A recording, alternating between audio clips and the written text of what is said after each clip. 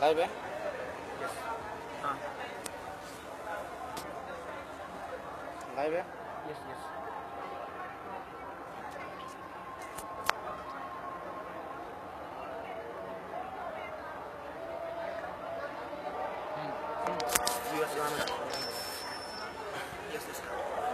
एक मिनट अब रुक जाए, लाइव रखना दो। बहुत लोग आ चुके हैं, बहुत आए। साथियों, आप सबको जौहर सलाम। आज जो खबर आई है कि जिस तरीके से अलीगढ़ मुस्लिम यूनिवर्सिटी में आज हिंदू युवा वाहिनी के आतंकवादियों ने जिस तरीके से पिस्तल, कट्टा, रिवॉल्वर के साथ वहां पे धावा बोला और इसमें जिस तरीके से उनका साथ वहां उत्तर प्रदेश पुलिस ने दिया है, आपके सामने आ चुका है कि कैसे वहां पे उत्तर प्रदेश पुलिस उन हिंदू युवा वाहिनी के आतंकवादियों को रोकने के बजाय उनको वहां पे हमला करने दिया। जब अलीगढ़ मुस्लिम यूनिवर्सिटी के स्टूडेंट्स ने इसका विरोध किया, पुलिस प्रशासन से मांग किया कि कैसे हमारे यूनिवर्सिटी में इस तरह के बाहर के लोग कट्टा, पिस्तल, रिवॉल्वर के साथ आके हम पे हमला कर सकते हैं, उनको जल्द से जल्द गिरफ्तार किया जाए, FIR किया जाए। जब इन लोगों ने विरोध किया, जब पुलिस से मांग किया, तो पुलिस ने उल्टे उन पे आंसू गैस छोड़े। पूरी तरीके से ये फोटो आ चुके हैं, वीडियोस आ चुके हैं। फायरिंग किया, लाठी चार्ज की। हालात ये है कि कई स्टूडेंट हैं जिनके सर फट चुके हैं, जिस पे जबरदस्त चोट आई है, बुरी तरीके से जख्मी हो चुके हैं और अलीगढ़ मुस्लिम यूनिवर्सिटी के मेडिकल कॉलेज में उनका इलाज चल रहा है। आपको बताते चले साथियों कि आज अलीगढ़ मुस्लिम यूनिवर्सिटी में देश के उपराष्ट्रपति हामिद अंसारी, जनाब हामिद अंसारी एक प्रोग्राम में, यूनियन के प्रोग्राम में शरीक होने आए थे। आप समझ सकते हैं कि ये सरकार अपने ही देश के उपराष्ट्रपति की सुरक्षा को लेके कितना लापरवाह है, कितना गैर जिम्मेदार है कि देश का उपराष्ट्रपति एक यूनिवर्सिटी में आया हुआ है और उस यूनिवर्सिटी के बाहर हिंदू युवा वाहिनी के गुंडे, आतंकवादी वहां पे जाके विरोध करते हैं, कट्टा लहराते हैं, रिवॉल्वर लहराते हैं और यूनिवर्सिटी के अंदर घुसे चले आते हैं। सवाल खड़ा होता है कि क्या वो यूनिवर्सिटी में देश के उपराष्ट्रपति हामिद अंसारी पे हमला करने आए थे? किस लिए आए थे? ये तो तभी पता चलेगा जब पुलिस प्रशासन उन आतंकवादियों को अरेस्ट करेगी, हिंदू युवा वाहिनी के उन गुंडों को अरेस्ट करेगी। सवाल ये है कि क्या हिंदू युवा वाहिनी के लोग, RSS संघ के लोग संविधान से ऊपर है?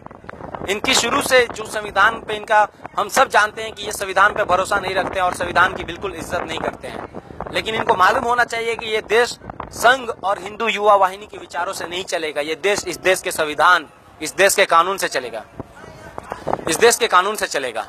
साथियों, ये पहला मौका नहीं है। इससे 2 दिन पहले भी मीडिया में इन लोगों ने खबर उड़ाई कि अलीगढ़ मुस्लिम यूनिवर्सिटी में जिन्ना का फोटो क्यों लटका हुआ है, क्यों वहां जिन्ना का फोटो लगा हुआ है। जो यूनियन ने 1938 में जिन्ना को ऑनर किया था, उस वक्त, उससे पहले 1920 में गांधी जी को, सरोजनी नायडू को, इस देश के और दुनिया के तमाम सोशल और पॉलिटिक्स से जुड़े महान लोगों को लाइफ मेंबरशिप अवार्ड दिया था, जिसके तहत जिन्ना को भी मिला था देश के आजादी से पहले। उससे पहले ये लोग शाखा लगाने की बात करते हैं। तो अलीगढ़ पे पूरी तरीके से जामिया माइनॉरिटी कैरेक्टर को लेके ये कोर्ट में किस तरीके का अपने ही फैसले पे यू टर्न लिए हैं और कोर्ट में एफिडेविट जामिया के माइनॉरिटी कैरेक्टर के खिलाफ इन्होंने भरा है, आप सब जानते हैं। यहाँ पे सवाल ये उठता है कि ये चाहते क्या हैं? क्या ये अलीगढ़ मुस्लिम यूनिवर्सिटी को इसलिए खत्म करना चाहते हैं कि इस देश के गरीब, पिछड़े अल्पसंख्यक को एजुकेशन देता है? क्या ये जामिया मिलिया इस्लामिया को इसलिए टारगेट कर रहे हैं, या फिर ये इसलिए भी टारगेट कर रहे हैं कि ये 2014 में जो उम्मीद, जो वादे किए थे कि हम युवाओं को रोजगार देंगे, शिक्षा को बेहतर करेंगे, महिलाओं को सुरक्षा देंगे, और ये मोदी सरकार, संघी सरकार पूरी तरीके से विफल हो चुकी है। तो ये चाहती है कि मुद्दों से भटका के अलीगढ़ और जामिया के नाम पे हिंदू मुस्लिम का खेल खेला जाए और ताकि हिंदू युवा और मुस्लिम युवा को आपस में लड़ाया जाए। आज जो घटना घटा है अलीगढ़ में, वो इस देश का एक एक युवा, इस देश का एक एक छात्र, छात्राएं इसके विरोध में है, क्योंकि सबको मालूम है कि जिस तरीके से हिंदू युवा वाहिनी के लोगों ने अलीगढ़ में घुस के जो तांडव, जिस तरीके से पिस्तल लहराया, जिस तरीके से रिवॉल्वर लहराया, वो किसी भी तरीके से उसको मान्य नहीं दिया जा सकता, एक्सेप्ट नहीं किया जा सकता है।